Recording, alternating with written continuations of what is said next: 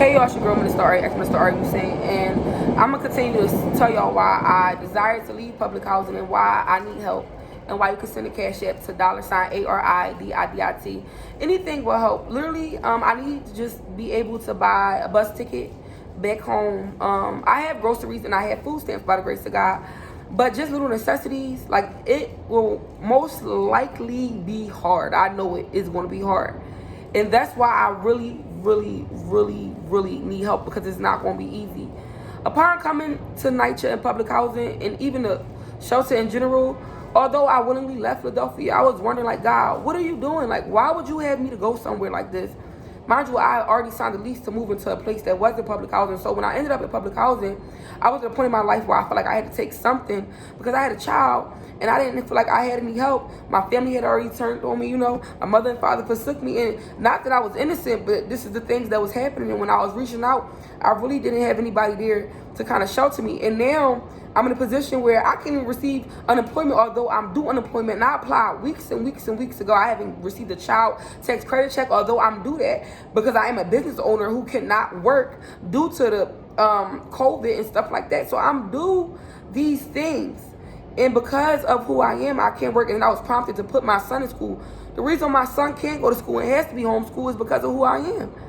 Because a lot of people put their children in places where they're unaccompanied, and next thing you know, their children are no longer with them. And so I desire life for myself, and I desire life for my son, and so I abide by law and only sound doctrine.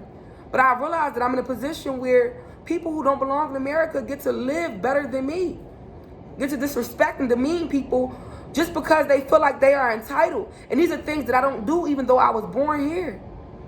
You know, and then it's so much of a problem that I turn on my local news channel and I see a woman who looked like me displaying herself to be everything but a woman, biting cab drivers and doing things that are demeaning to somebody who looks like exactly like me. That's not fair. Life is not fair, but there are things that we don't have to do and things that we don't have to accept. I don't bother anybody. I pray for everybody. God did not bring me here to die. And when I went back to Philadelphia the first time, I'm thinking, oh, well, you know, this is regression. God want me to progress. But I can't see how anybody could stand for jealousy, child. I can't see it. I can't. And I'm not suicidal.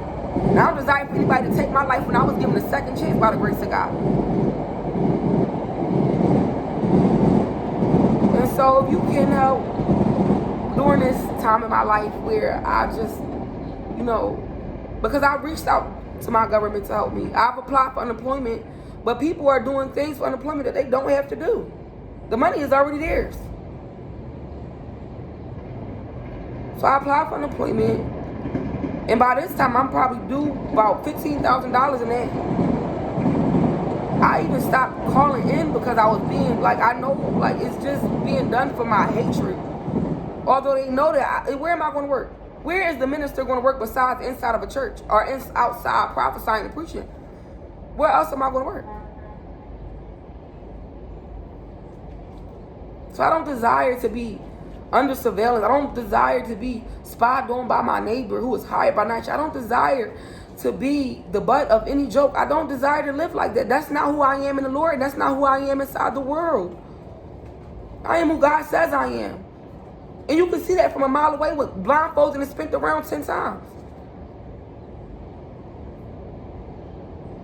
I don't believe that God want me to live a poor life, or a life to where I'm struggling, or where I can't provide the things that I need for my son, or where somebody's watching me to demean me, or where somebody's trying to take away the grace of God that is also in a life from me as well. I don't desire to live under scrutiny. I don't desire to live under evil eye. I don't desire to live under jealousy. I don't desire to live where people think that my life is in their hands. I don't desire to live like that. That's not the life that God granted me. He granted me life, and He granted it to me more abundantly. And so if you can help, please send money to $ARIDIDIT, because I need a ticket back home.